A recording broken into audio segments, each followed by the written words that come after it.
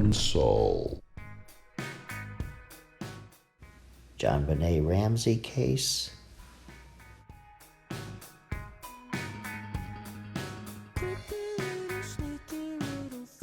It was John Ramsey.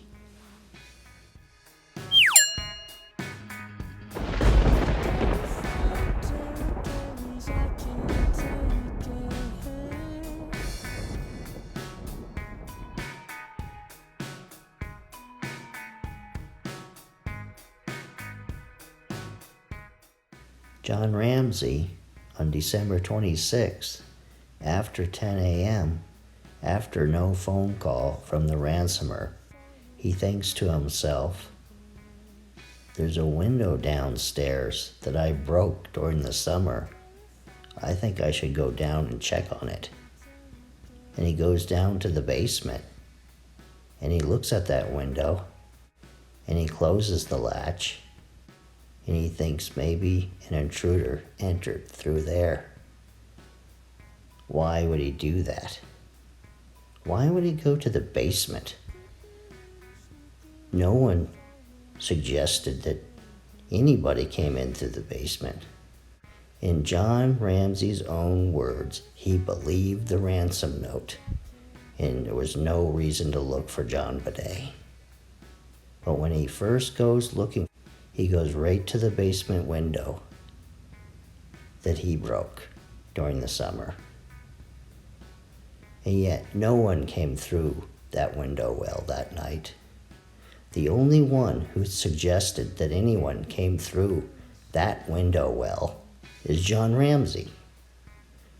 Then others have said someone went through that window well. But the first person who said that was John Ramsey. John Ramsey's words and my fingernail. Got to do something, I think. Anything. Whatever will get JonBenet back.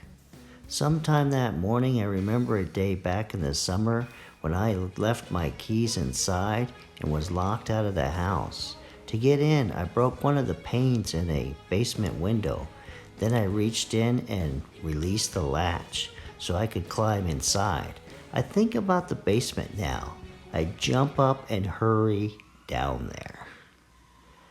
That entry place needs to be looked at, I tell myself. I move down the basement hall and find the window. The pane is still broken and the window is open, with a large old Samsonite suitcase sitting right under it. Odd, I think. This doesn't look right. This suitcase is not normally kept here. So any of you thinking that an intruder came in through the basement window, John Ramsey told you that. You didn't learn that on your own. Somebody else repeated what John Ramsey said, and that's why you think an intruder came through the window. Oh no? Well, December 26, about 1 p.m. Fleet White is standing next to me, so I ask him to go with me. Fleet is my friend and a father himself. Fleet can help. I decide we start at the basement. After John Ramsey has shown him the window, where does he go? He goes directly to where JonBenet's dead body is, and he discovers her body in the wine cellar. I tell him that I found this window open earlier. We continue our search, and a few minutes later, I'm at the door by the furnace. I open it and see JonBenet lying on the floor. According to the autopsy done by the pathologist, there was scarring, past abuse. So we know that the intruder most likely didn't do that. We also know that JonBenet was wetting the bed often. And we know that John Ramsey was the last one to bed that night. And we know that John Ramsey was in the Navy, a sailor. He enjoyed sailing. He owned a sailboat. He was familiar with tying lines. He was questioned in his deposition about knots, and if he knew anything about a knot like this. John Ramsey testified that he has not looked at that photo because it's painful. And he was questioned by the police about Patsy bringing strangers to the house. And he said yes, a lot of stray dogs. And the ransom note said, "Don't talk to a stray dog." And the ransom stated $118,000, a low amount for John Ramsey, that he might be the only one that knows that was the amount of his work bonus. In his words, "Patsy knew nothing about the amount of the bonus because I took care of the finances and we rarely talked about money. So there was no point discussing the matter with her."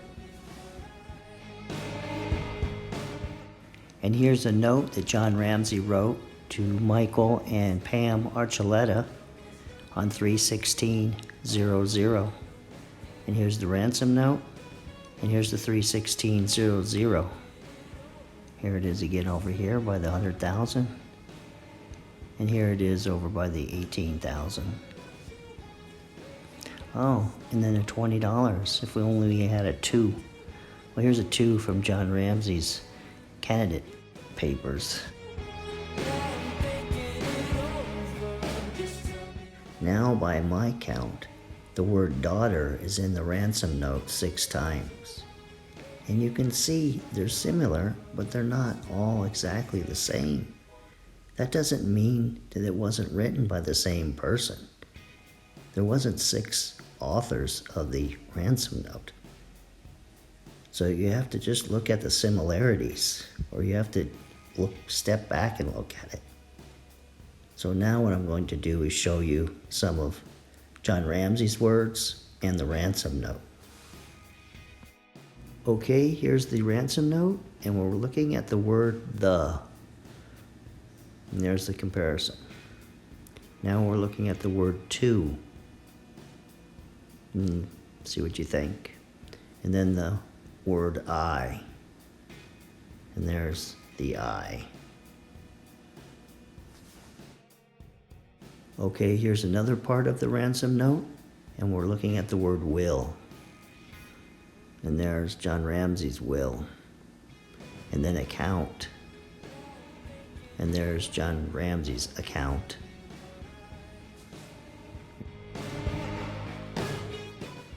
It's interesting to me that the author of the ransom note was trying to deceive the way he writes an A, and all the A's are different.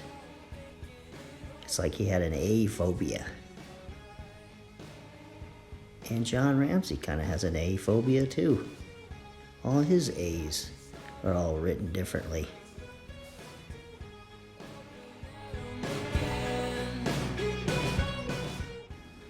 JonBenet's underwear was taken down, she was assaulted, and then her underwear were pulled back up and she was put in a white blanket. How often would an intruder do that? Also, would Patsy Ramsey give JonBenet a bowl of pineapple with a big giant serving spoon?